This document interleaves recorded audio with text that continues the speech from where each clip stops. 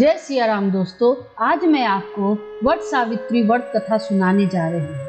पार्वती जी ने कहा, हे देवताओं के देवता, जगत के पति शंकर भगवान प्रभास क्षेत्र में स्थित ब्रह्मा जी को प्रिया जो सावित्री देवी हैं, उनका चरित्र आप मुझसे कहिए, जिसमें उनके व्रत का महात्म हो और उनके संबंध का इतिहास हो, एवं जो स्त्रियों के पतिव्रत्य को देने वाला, सौभाग्यदायक और महान उदय का करने वाला।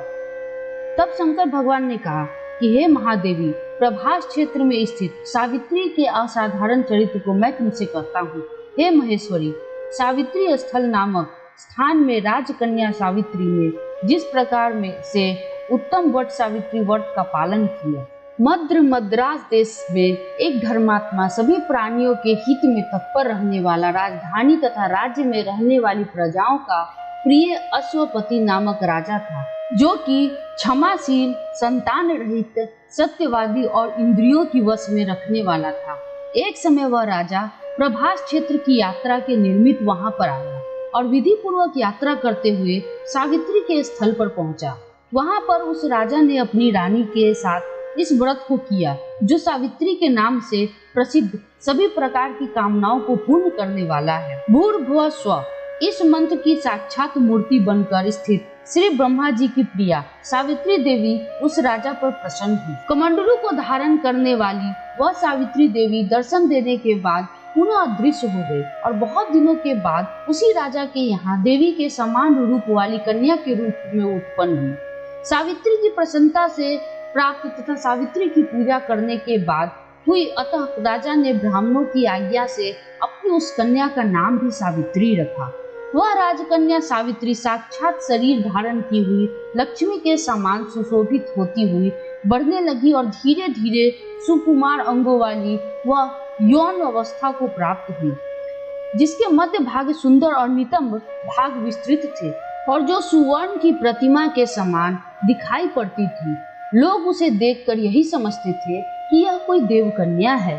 कमल के समान विशाल नेत्रों वाली एवं तेज से अग्नि के समान प्रज्वलित होती हुई वह सावित्री महर्षि भृगु द्वारा कहे हुए सावित्री व्रत को करने लगी, जिसके आरंभ में सुंदर वर्ण वाली उसे उपवास करके सिर से स्नान की हुई सावित्री ने देवता की प्रतिमा के पास जाकर अग्नि में हवन करके ब्राह्मणों से स्वास्ति वाचन कराया और उन ब्राह्मणों से अवशिष्ट पुष्पांजलि ग्रहण करके सखियों से घिरी हुई लक्ष्मी देवी के समान सुंदर रूप से सुशोभित हुई वरारोहा वह राजकन्या समीप में जाकर पिता के चरणों में प्रणाम कर प्रथम प्राप्त पुष्पांजलि को निवेदित कर हाथ जोड़कर राजा के पार्श्व में स्थित हुई। युवावस्था को प्राप्त हुई देखकर राजा ने उसके विषय में मंत्रियों से सलाह लेकर राजकन्या से कहने लगे, हे पुत्री, तुम्हें योग्य वर को देने का समय आ गया है। मुझसे कोई तुम्हें मांगने के लिए भी नहीं आता और मैं भी विचार करने पर तुम्हारी आत्मा के अनुरूप वर को नहीं दे पा रहा हूँ। अतः हे पुत्री, देवताओं के निकट मैं जिस तरह निंदनीय न हूँ, वैसा तुम करो। मैंने धर्म शास्त्रों में पढ़ा और सुना भी है, यदि पिता के गृह में रहती हुई विवाह के पहले ही जो कन्या रजो धर्म से युक्त हो जाती है, वह शूद्रा के समान समझी जाती है तथा उसके पिता का ब्रह्म हत्या के समान पाप लगता है। इसलिए हे पुत्री, मैं तुमको भेज रहा हूँ कि तुम स्वयं अपने योग्य वर ढूंढ लो। वृद्ध मंत्रियों के साथ शीघ्र जाओ और मेरी बात को मानो। इसके बाद जैसा कहते हैं वैसा ही होगा। ऐसा कर सावित्री घर से निकलकर राज ऋषियों के रम्य तपोवनों की ओर चल पड़ी और वहां पहुंचकर माननीय वृद्ध जनों को प्रणाम कर सभी तीर्थों और आश्रमों में जाकर पुनः मंत्रियों के साथ सावित्री अपने गृह पर आ गई और वहां पर पिताजी के समक्ष पवित्र देवर्षि नारद को बैठे हुए देखा। आसन पर बैठे हुए नारद जी को प्रणाम कर मुस्कुराती हुई जिस कार्य के लिए वन में गई थी, सारी कथाएं उनसे कहने लगी। सावित्री बोली, हे देवर्षि नारद जी, साल्व देश में धर्मात्मा धूमतसेन नाम से विख्यात एक क्षत्रिय राजा है, जो दैवश अंधे हो गए हैं। उस समय उनका छोटा सा एक बालक और उसकी माँ थी। ऐसे समय में अवसर पाकर उनका पूर्व बैरी रुकीम नामक एक सामंत राज उनसे छीन लिया अतः वह आर्य धुमतसेन छोटे बच्चे को साथ लिए हुए अपनी स्त्री के साथ जंगल की ओर चल दिए। उनका वह पुत्र वन में ही बड़ा होकर परम धार्मिक सत्य बोलने वाला है, अतः अपने अनुरूप पति समझकर मैंने उसे मन में वरण कर लिया। यह सुनकर नारद जी ने कहा, हे राजन, सावित्री ने यह बड़ा कष्टप्रद कार्य कर डाला। बाल बुद्धि होने से इसने केवल गुणवान समझकर सत्यवान को वरण कर लिया। उसका पिता सत्य बोलता है, माता सत्य बोलती है और वो स्वयं भी सत्य बोलता है, इससे उसका नाम मुनियों ने सत्यवान रखा है। उसको नित्य अश्व प्रिय है और वो मिट्टी के घोड़े बनाया करता है तथा चित्र में भी घोड़ों को लिखा करता है, इससे वह चित्राश्व भी कहते हैं। सत्यवान दान और गुण में रंती देव के शिष्य के समान है, ब्राह्मणों की रक्षा करने वाला और सत्यवादी तथा वसी नर शिवी के समान है। ये याति के समान उदार, चंद्रमा के समान देखने में प्रिय लगने वाला, रूप में दूसरे अश्विनी कुमार के समान और धुमतसेन के समान बलवान है, किंतु उसमें केवल यही एक दोष है, दूसरा कोई नहीं, कि सत्यवान आज से ठीक 1 वर्ष पर छिन्न आयु हो जाने से देह त्याग कर देगा। इस प्रकार नारद जी की बात सुनकर राजकन्या सावित्री ने राजा से कहा, राजा लोग किसी से एक बार कोई बात कहते हैं, ब्रह्मवेत्ता एक ही बार कहते हैं और एक ही बार कन्या दी जाती है। ये तीनों कर्म एक ही बार किए जाते हैं, बारंबार नहीं। दीर्घायु हो अथवा अल्पायु, गुणवान हो अथवा निर्गुण, वर को एक बार वरण कर लिया, अब दूसरे वर को वरण नहीं करूंगी। पहले मन से निश्चय करने के बाद में उसे वाणी द्वारा प्रकट किया जाता है, पुनः उसके बाद कर्म द्वारा किया जाता है। इससे प्रत्येक कार्य में मन का प्रमाण माना जाता है, अर्थात मन के विरुद्ध कार्य नहीं किया जाता। नारद जी ने कहा, हे राजन, यदि आपको भी इष्ट हो तो अपनी पुत्री सावित्री का कन्यादान निर्विघ्नता के साथ शीघ्र कर डालिए। ऐसा कहकर नारद जी आकाश मार्ग से स्वर्ग लोक चले गए। उसके बाद राजा ने भी शुभ मुहूर्त में समीपवर्ती वेदों के पारगामी ब्राह्मणों के द्वारा पुत्री सावित्री का विवाह संबंधी सभी कार्य संपन्न किया और तनवंगी सावित्री भी मनोभिलाषित उस सत्यवान पति को पाकर ऐसी प्रसन्न हुई जैसे कोई पुण्यवान पुरुष स्वर्ग को पाकर प्रसन्न होता है। पुनः शिव जी पार्वती से कहते हैं, हे पार्वती, इस प्रकार उस आश्रम में उस समय रहते हुए उन सावित्री और सत्यवान के कुछ समय व्यतीत हुए। उस समय केवल एक भार्या सावित्री ही ऐसी थी जिसके चित्त में रात दिन जो नारद की कही हुई बात थी उसकी बात याद बनी रहती थी। उसके बाद बहुत दिन बीत जाने पर वह समय आ गया जिसमें सत्यवान को मरना था, अतः सावित्री नारद की कही हुई मरण की तिथि को हृदय में गिनती हुई ज्येष्ठ मास के शुक्ल पक्ष की द्वादशी तिथि को सायंकाल में आज से चौथे दिन मेरे पति को मरना चाहिए, यह सोचकर 3 रात्रि तक निराहार व्रत रहने का उद्देश्य रखकर रात दिन आश्रम में स्थिर रूप से रहने लगी। उसके बाद 3 रात्रि बीत जाने पर प्रातः काल मरण तिथि वाले दिन स्नान कर देवताओं का तर्पण करने के बाद चारुहासिनी सावित्री ने सास ससुर का पाद वंदन किया। उसके बाद जब कुल्हाड़ी लेकर सत्यवान जंगल की ओर चला, तब जाते हुए अपने पति के पीछे पीछे सावित्री भी चली। वन में पहुंचकर सत्यवान जल्दी से फल पुष्प, समीधा और कुसा तथा सूखी लकड़ियों को इकट्ठा कर ले जाने योग्य भार बनाने लगा। लकड़ियां को काटते काटते उसके सिर में पीड़ा होने लगी, जिससे उस कार्य को छोड़कर वट वृक्ष की एक शाखा का सहारा लेकर सावित्री से कहने लगा कि हे सुंदरी, सिर की वेदना मुझे दुख दे रही है, अतः मैं तुम्हारी गोद में क्षण भर सोना चाहता हूँ। सावित्री ने दुखित होकर कहा, हे महाबाहो, आप विश्राम करें, पीछे हम श्रम को दूर करने वाले आश्रम को चलेंगे।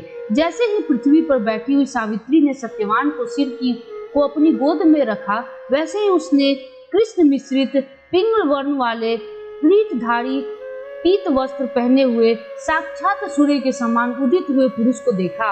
उसे देखकर सावित्री प्रणाम कर मधुर वचनों में उससे कहने लगी, आप देवताओं अथवा दैत्यों में से कौन है जो मुझे धर्म च्युत करने के लिए आए हैं? मुझे अपने धर्म से च्युत करने के लिए कोई सामर्थ्य नहीं है। क्योंकि हे पुरुष श्रेष्ठ, मुझे धधकती आग की लपट के समान ही समझिए। यमराज ने कहा, मैं सब प्राणियों के लिए भयंकर और कर्मानुसार उनको उचित दंड देने वाला यम हूँ। सो हे पतिव्रता सावित्री, समीप में पड़े हुए तुम्हारे इस पति की आयु समाप्त हो गई है, इसे यमदूत पकड़कर नहीं ले जा सकेंगे, इसलिए मैं स्वयं आया हूँ। ऐसा कहकर फांस को लिए हुए यमराज ने सत्यवान के शरीर से अंगुष्ठ मात्र शरीर वाले पुरुष जीवात्मा को बलपूर्वक निकाल लिया। इसके बाद पितृगण से सेवित यमपुरी के मार्ग की ओर चलना शुरू किया, तो वरारोह सावित्री भी उसके पीछे पीछे चली। यम ने पतिव्रता होने के नाते चलने में न थकती हुई उससे कहा, हे सावित्री, एक मुहूर्त हुआ, तुम यहाँ तक मेरे साथ आ गई, अब लौट जाओ। हे विशाल नेत्रों वाली, कोई भी जीव बिना आयु समाप्त हुए इस यमपुरी के मार्ग पर नहीं आ सकता। सावित्री ने कहा, आपके जैसे विशिष्ट पुरुष के साथ पति का अनुगमन करती हुई मुझे कभी भी शर्म या गलानी नहीं हो सकती। सज्जनों की गति सहारा एकमात्र सज्जन ही है, दूसरा नहीं। इसी प्रकार स्त्रियों की गति उसका पति, वर्णाश्रमों की गति वेद और शिष्यों की गति गुरु है।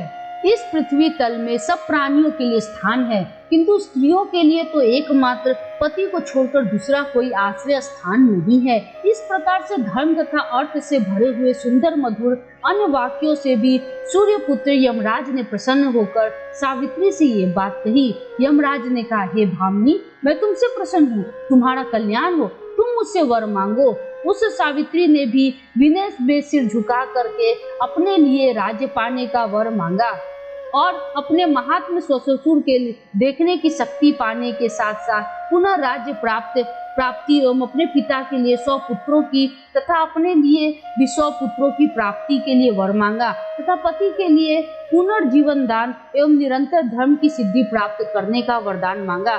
इस प्रकार वर मांगने पर धर्मराज यमराज ने भी उसे अभिष्ट वर प्रदान कर वापस किया। उसके बाद सावित्री पति का जीवन दान प्राप्त कर प्रसन्नचित्त होती हुई अपने पति के साथ शांति से अपने आश्रम को चली गई। उसी सावित्री ने ज्येष्ठ की पूर्णिमा के दिन उस सावित्री व्रत को किया था, जिसके प्रभाव से राजा स्व ससुर को पुनः नेत्र की प्राप्ति, उसके बाद उन्हें निष्कंटक अपने देश तथा राज्य की प्राप्ति हुई और सावित्री के पिता को 100 पुत्र तथा सावित्री को भी 100 पुत्र प्राप्त हुए।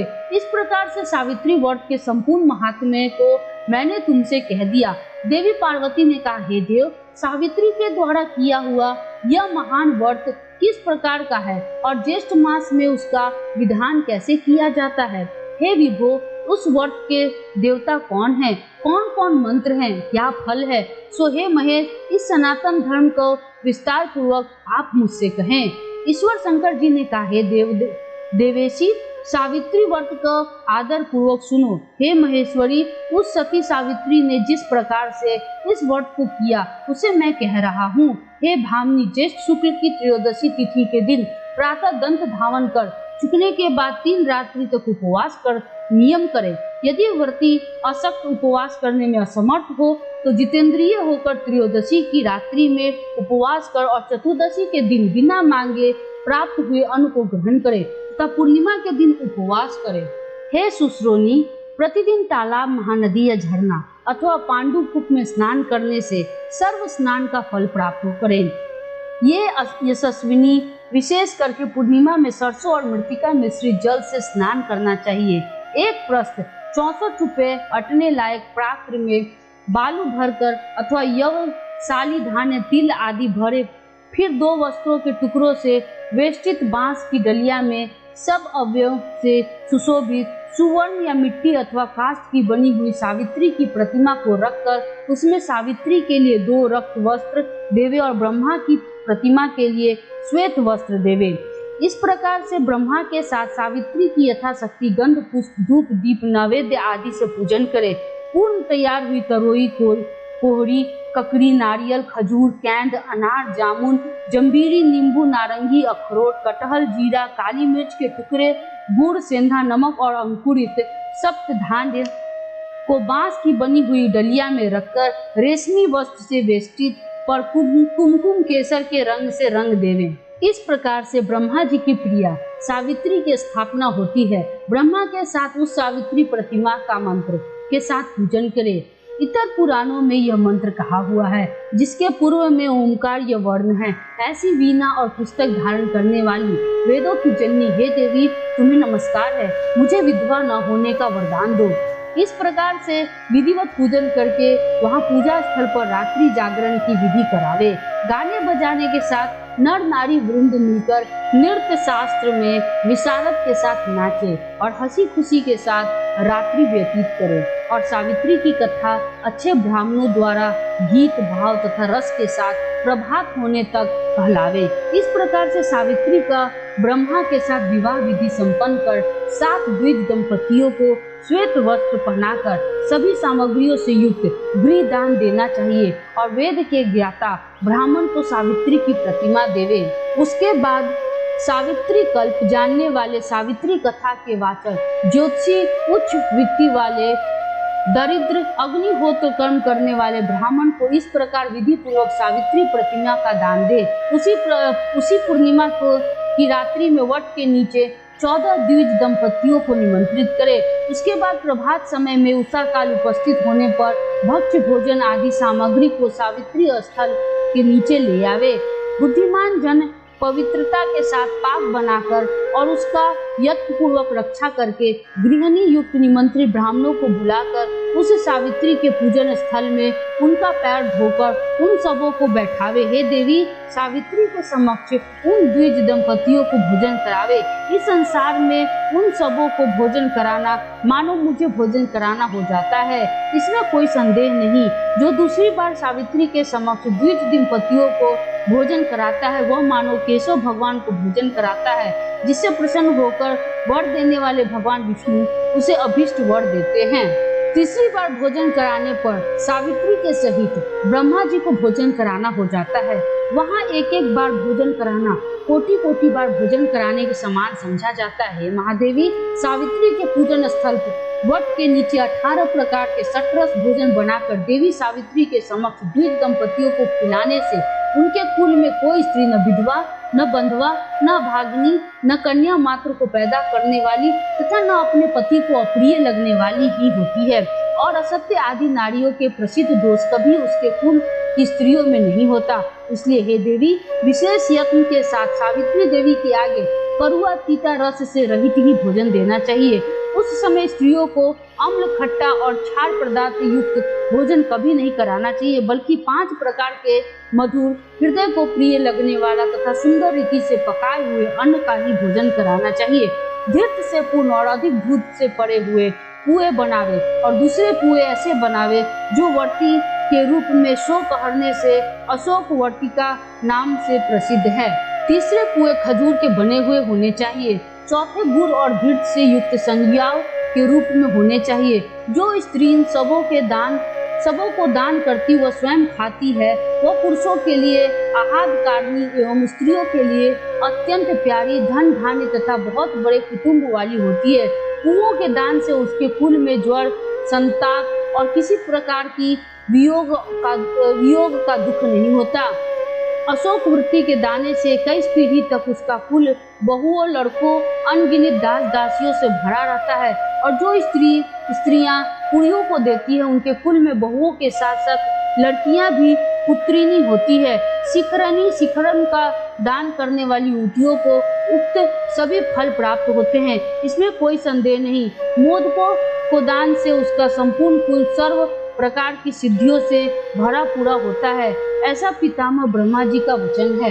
हे देवी, 8 वर्षों की गौरी को भोजन कराने से यह विशिष्ट फल होता है कि वह जन्म जन्म में सौभाग्य वाली, पुत्रिनी, पतिव्रता, धन की वृद्धि में सुशोभित, सहस्त्रों को भोजन कराने वाली होती है।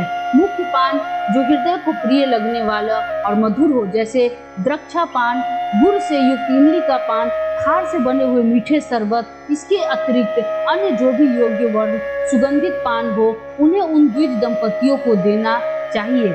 विधि पूर्वक पूजन करके उन द्विज दंपतियों को वस्त्र आदि पहनाकर, कुमकुम आदि सुगंधित वस्त्र का लेप शरीर में लगाकर, फूल माला से अलंकृत कर, गंध धूप से पूजन करके अंत में नारियल देना चाहिए। और उन द्विज दंपतियों के आंखों में अंजन और मस्तक में सिंदूर लगाकर मनोहर, सुवासित और कोमल सुपड़ियों को पात्र में रखकर उनके हृदय में देने के बाद प्रणाम कर उनका विसर्जन कर दे। अंत में इस कृत्य से निवृत्त होकर बंधु एवं बालकों के साथ स्वयं भोजन करे। यदि पूजन स्थल में भोजन न कर सके तो घर जाकर भोजन करना चाहिए, जिससे देवी प्रसन्न हो। इसी प्रकार से अपने घर आकर पिंड दान पूर्वक पितरों की सविधि श्राद्ध करना चाहिए। ऐसा करने से उनके पितृगण ब्रह्मा के एक दिन 4 अरब 32 करोड़ वर्ष के तक संतुष्ट बने रहते हैं। तीर्थ से 8 गुना पुण्य अपने घर में दान देने से होता है, क्योंकि दिव्य जातियों द्वारा किए हुए श्राद्ध को नीच जन नहीं देख पाते। अतः एकांत गृह में गुप्त रूप से पितरों का श्राद्ध करना उचित होता है। नीच के देखने मात्र से ही वह श्राद्ध हत से हो जाने से पितरों को नहीं प्राप्त हो पाता। इसलिए जहाँ तक हो उसके प्रयत्न पूर्वक श्राद्ध को गुप्त रूप से करना चाहिए, क्योंकि पितरों को तृप्त देने वाले ऐसे ही श्राद्ध को ब्रह्मा जी ने स्वयं बताया है। पूर्वोक्त गौरी को भोजन कराना आदि जो क्रियाएं हैं वे उत्सर्ग कहलाती है और मनुष्यों की कृति प्रदान करने वाली होने से राजसी कही जाती है। अपना हित चाहने वाले व्यक्तियों को कहे हुए ये दान सदा देने चाहिए।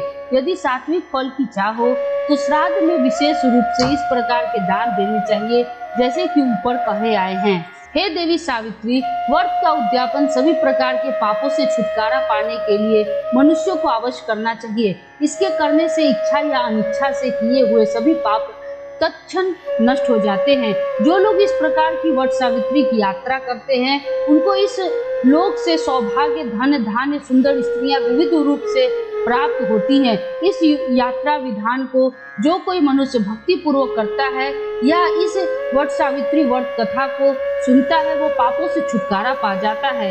हे देवी, जो पुरुष ज्येष्ठ की पूर्णिमा के दिन विधि पूर्वक सावित्री के पूजन स्थल वट वृक्ष के 108 या 54 अथवा 17 प्रदक्षिणा यत्न पूर्वक करते हैं तो उनके द्वारा अज्ञान पूर्वक किए हुए अगम्य स्त्री के साथ गमन रूपी पाप अथवा अन्य भी किए हुए पाप नष्ट हो जाते हैं। इसमें कोई संदेह नहीं है। जो उक्त सावित्री के स्थल वट वृक्ष के नीचे जाकर संध्या वंदन किए करते हैं और अपनी पत्नी के हाथ से लाए हुए पांडु कूप के जल से सुवर्ण की झाड़ी अथवा मिट्टी की झाड़ी से हे भामनी जल ले आकर संध्या उपासना करते हैं, उनके द्वारा 12 वर्ष तक की संध्या उपासना की हुई मानी जाती है। पांडु कूप में स्नान करने से अश्वमेध यज्ञ का फल होता है। दान देने से 10 गुना फल और उपवास करने तथा सुनने से अनंत फल होता है। इति श्री स्कंद पुराण अंतर्गत प्रभास खंड स्थित सावित्री व्रत विधि पूजन कथन नामक 166वें अध्याय में कही हुई सावित्री व्रत कथा का भाषा अनुवाद देवज्ञ वाचस्पति श्री वासुदेव द्वारा समाप्त किया गया। उम्मीद है दोस्तों आप सभी को ये कथा बहुत ही पसंद आई होगी और आप अपने सगे संबंधियों के साथ इस कथा को शेयर जरूर कीजिएगा। और हाँ दोस्तों, मुझे प्रोत्साहित करने के लिए मेरे वीडियो को लाइक करना और अगर मेरे चैनल को सब्सक्राइब नहीं किए हैं तो सब्सक्राइब करना नहीं भूलिएगा। जय सिया राम, जय राधे श्याम। तब तक के लिए धन्यवाद।